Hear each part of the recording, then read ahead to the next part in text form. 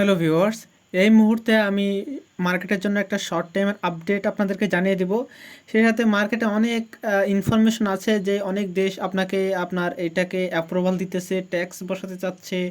নতুন কোনো দেশ আবার এটা একটা এক্সচেঞ্জার খুলতে চাচ্ছে। তো অনেক ইনফরমেশন আছে আমার কাছে, এবং সাথে সাথে ফার্স্ট অফ অল আমি আপনাদেরকে জানিয়ে দেবো যে বিটকয়েনের আপডেট শর্ট টাইমে এখন কী হতে চলেছে সেটা ইনফরমেশন সহ, যাতে মনে না হয় যে এটা আমার মন গড়া কথা।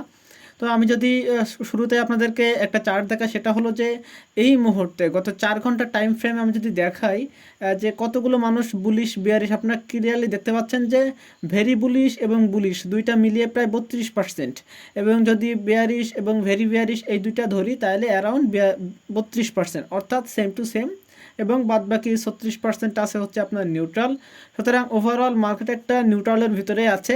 বাট আর যে ইনফরমেশনগুলো আছে সেগুলো যদি আমরা একটু নজর দিই, তাহলে ফার্স্ট অফ অল আপনারা যদি দেখতে পাচ্ছেন এক্সচেঞ্জারের যে রিজার্ভ সেটা কিন্তু তলানিতে, অর্থাৎ কোথাও না কোথাও ইন্ডিকেশন দিচ্ছে যে মার্কেট থেকে মাল অন্য কোথাও যাচ্ছে, এবং এই মুহূর্তে একটা বুলিশ সিগন্যাল আমাদেরকে প্রোভাইড করতেছে। যদি আমরা এটা নেক্সট যে ইনফ্লো বা আউটফ্লো বলেন সেটা যদি আমরা খেয়াল করি, সেটা এখানে আপনারা ক্লিয়ারলি দেখতে পাচ্ছেন এটা একটা মান্থলি চার্ট, এবং এই চার্ট অনুযায়ী আজকে সর্বোচ্চ পরিমাণে আউটফ্লো হয়েছে। অর্থাৎ মার্কেট একটা বুলিশ যে মোমেন্টাম যে ধরে রাখতে চাচ্ছে, অর্থাৎ মার্কেট যে আগামী দিনে সামনের দিনে আমরা দেখতে পারবো যে মার্কেট এখান থেকে উপরের দিকে যাবে, সেটার সাইন আমরা এখানেই পেয়ে যাচ্ছি। যদি আমরা অনেকগুলো জিনিস দেখি, যে দেখেন এই যে দুইটা অনেক বড় বড় আউটফ্লো হলো, এর ফলে কিন্তু মার্কেট তাৎক্ষণিকভাবে একটা আপট্রেন্ড মুভ দিছিল, পরে মার্কেট আবার বিয়ারিশ হয়েছিল। কিন্তু এখন যেই যত বড় একটা ট্রেন্ড লাইন আমরা দেখতে পাচ্ছি যে এত বড় আউটফ্লো হয়েছে, এর ফলে আমরা মার্কেটটাকে ইনিশিয়ালভাবে একটু উপরের দিকে উঠতে দেখতে পারবো। নেক্সট আমি যদি আপনাদেরকে ফান্ডিং রেটের কথা বলি, আমি গত সকালের ভিডিওতে যেটা দেখাইছিলাম যে funding rate is very important. সেই ফান্ডিং রেটটা কিন্তু আজকে দেখেন, কালকে ছিল নেগেটিভ, আজকে কিন্তু পজিটিভ হচ্ছে। অর্থাৎ কালকের যে সেলিং প্রেশারটা ছিল কোথাও না কোথাও, আজকে কিন্তু সেই সেলিং প্রেশারটা কম হয়েছে, অর্থাৎ মার্কেট একটু উপরের দিকে যাওয়ার জন্য প্রস্তুত হচ্ছে। যদি আমি আপনাদেরকে হিট লিকুইডেশনের হিট ম্যাপটা যদি আমি আপনাদেরকে দেখাই, নিচের দিকের যে লিকুইডিটি ছিল যেটা 61,800 থেকে 900 অ্যারাউন্ড এই রেঞ্জে, যেই রেঞ্জের কথা আমি পূর্বের ভিডিওতে বলছিলাম যে 50 ডে মুভিং অ্যাভারেজের একটা সাপোর্ট আছে, সেই লেভেলে কিন্তু একটা লিকুইডেশনও ছিল, সেটা কিন্তু নেওয়া কমপ্লিট। যদি আমি আপনাদেরকে শুধু মাত্র যারা মানে 50x লিভারেজ বা 100x লিভারেজ নিয়ে আপনার মার্কেটে ট্রেড করে, ফিউচার ট্রেড, তাদের যদি লিকুইডিটিটা আপনাদের সামনে একটু ক্লিয়ার করি, দেখেন যে এখানে কিন্তু শর্ট লিকুইডিটি অনেক বেশি। অর্থাৎ যারা শর্ট ওপেন করে আছে তাদের জন্য যদি মার্কেট উপরের দিকে যায় তাহলে হিউজ পরিমাণ লিকুইডিটি কিন্তু পাবে। আমি যদি এখানে ক্যালকুলেট করি, প্রায় 450 থেকে 500 মিলিয়ন, এটা কিন্তু প্রায় শুধু বাইন্যান্সেরই। যদি আমরা এইখানে যদি লং লিকুইডিটি দেখি, অর্থাৎ নিচের দিকে, সেটা প্রায় 250 মিলিয়ন, অর্থাৎ কিন্তু অর্ধেকের বেশি, মানে দ্বিগুণের বেশি আর কি লিকুইডিটি উপরের দিকে।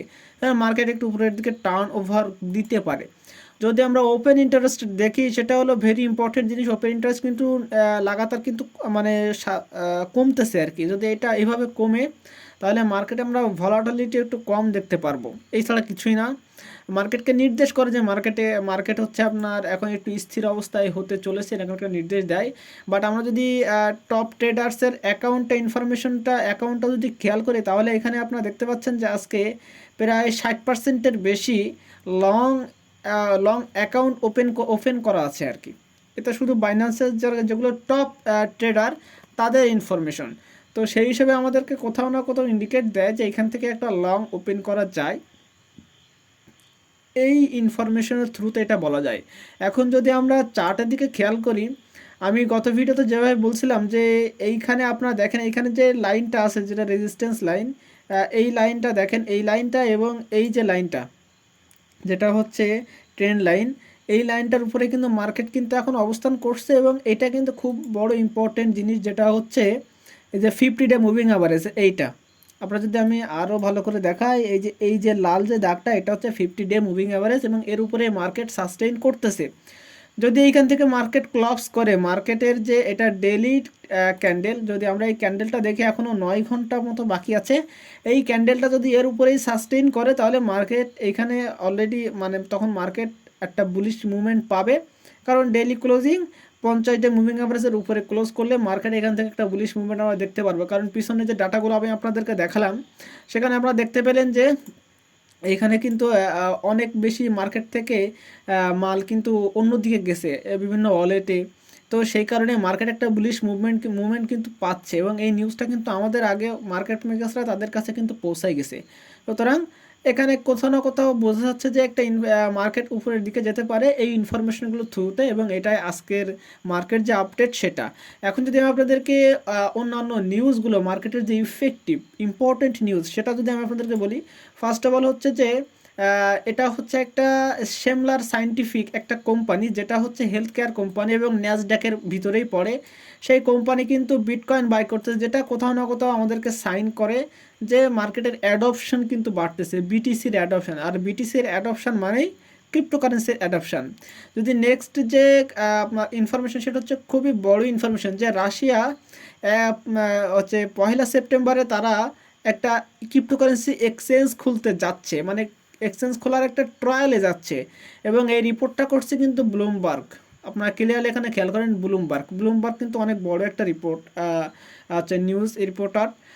তো তাদের তাদের হিসাব অনুযায়ী যদি তাদের হিসাব অনুযায়ী রাশিয়া এই এক্সচেঞ্জারটা এই কারণে খুলতে যাচ্ছে কারণ রাশিয়ার উপরে অনেক বেশি স্যাংশন আছে, যে কারণে তারা চাচ্ছে তাদের যে এক্সপোর্ট ইম্পোর্টের যে টাকাটা সেটা ক্রিপ্টোকারেন্সির মাধ্যমে রাশিয়াতে এই এক্সচেঞ্জারের মাধ্যমে যেন ঢুকে। এটা বড় একটা রাশিয়ার ক্ষেত্রে বড় একটা ধাপ বলতে পারেন তার অর্থনীতির ভিত্তিতে। এটা ক্রিপ্টোকারেন্সির মধ্যে অনেক বড় একটা ধাপ, ক্রিপ্টোকারেন্সির অ্যাডপশন বাড়বে কোথাও না কোথাও। যদি নেক্সট আমরা যে ইম্পর্টেন্ট নিউজটা যদি দেখি সেটা হচ্ছে নিউজিল্যান্ড কিন্তু একটা বিল কিন্তু তারা করতে যাচ্ছে যেটাতে ক্রিপ্টোতে ট্যাক্স বসাতে যাচ্ছে, যেটা ইন্ডিয়ার ভিতরে আমরা দেখলাম যে ইন্ডিয়া ক্রিপ্টোতে ট্যাক্স বসাইছে, তেমন নিউজিল্যান্ড এটা করতে যাচ্ছে। অর্থাৎ একের পর এক দেশ কিন্তু ক্রিপ্টোটাকে লিগালাইজ করতেছে এবং তারা চাচ্ছে ক্রিপ্টো একটা যে রেভলিউশন আসবে সেই রেভলিউশনে তাদের দেশও সামিল হতে পারে। এটা ক্রিপ্টোর জন্য কিন্তু অবভিয়াসলি একটা বুলিশ নিউজ।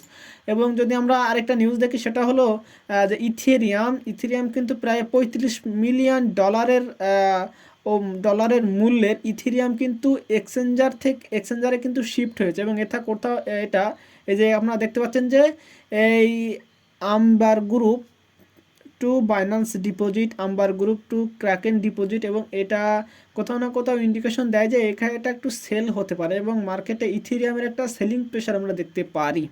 এই যে নাইজেরিয়ায় যে বাইন্যান্সের অপারেশন আছে, অর্থাৎ বাইন্যান্সের যে এক্সচেঞ্জার আছে, নাইজেরিয়া বাইন্যান্সের উপরে ক্লেইম করছে যে বাইন্যান্স নাকি 26 বিলিয়ন ডলারের রেভিনিউ বা লাভ সেটা হচ্ছে বাইন্যান্স ক্লেইম করছে। কিন্তু বাইন্যান্সের তরফ থেকে বলা হচ্ছে যে বাইন্যান্স এ যাবৎকালের যে ট্রানজ্যাকশান সেটা মিলে হচ্ছে ট্রানজ্যাকশানের ভলিউম হচ্ছে 21.26 বিলিয়ন।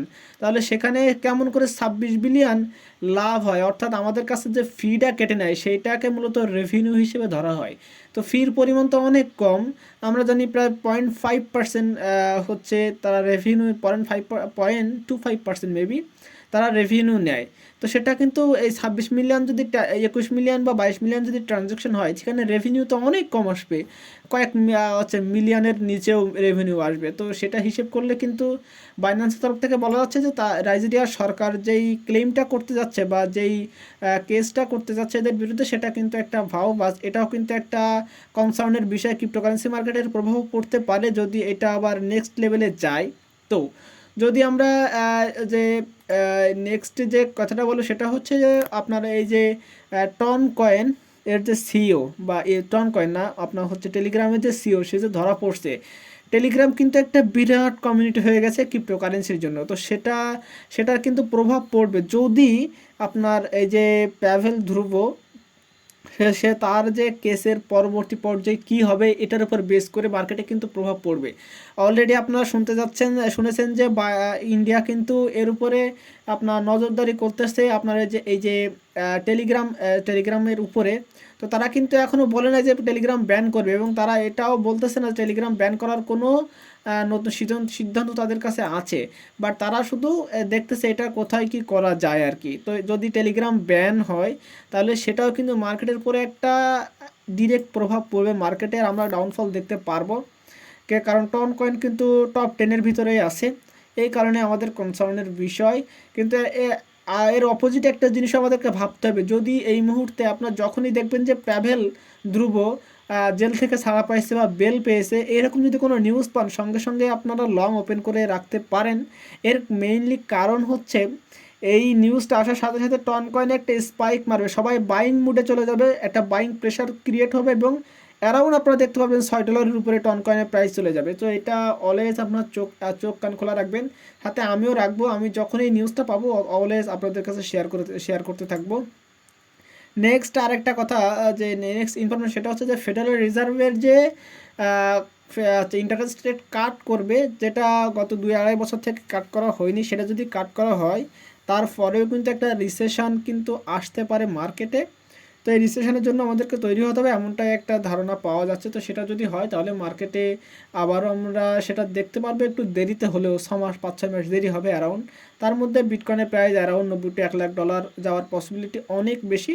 সো এই ছিল আমার কাছে ওভারঅল নিউজ। এরপরেও আমার কাছে যে নিউজটা আছে অলরেডি আমি শেয়ার করে দিচ্ছি। তো এই ছিল আমার কাছে ওভারঅল নিউজ। যদি ছিল আমার কাছে ওভারঅল নিউজ, এবং যারা আমার চ্যানেলে অলওয়েজ আমার ভিডিওটা দেখেন, আমার ভিডিওগুলো দেখেন কিন্তু এখন পর্যন্ত সাবস্ক্রাইব করেন, অবশ্যই সাবস্ক্রাইব করে পাশে থাকবেন। সেই সাথে আমার ভিডিওতে লাইক কমেন্ট করে আমাকে অনেক বেশি মোটিভেশন দিবেন যে আরও এইরকম ভিডিও আপনাদেরকে উপহার দিতে। এবং অলওয়েজ আপনারা ট্রাই করবেন যে আমার টেলিগ্রাম চ্যানেলের জন্য জয়েন হয়ে থাকেন, কারণ এখানে সবার আগে আমি আপডেট দেওয়ার চেষ্টা করি। সাথে সাথে আপনারা যে কমেন্টগুলো করেন আমার টেলিগ্রাম চ্যানেলে, এর আপডেট কিন্তু আমি এখানে দিয়ে দিই। সো অলওয়েজ চেষ্টা করবেন টেলিগ্রামে জয়েন হতে। এবং আমার চ্যানেলে যদি নতুন হয়ে থাকেন ইউটিউবে, তাহলে অবশ্যই সাবস্ক্রাইব করে পাশে থাকবেন।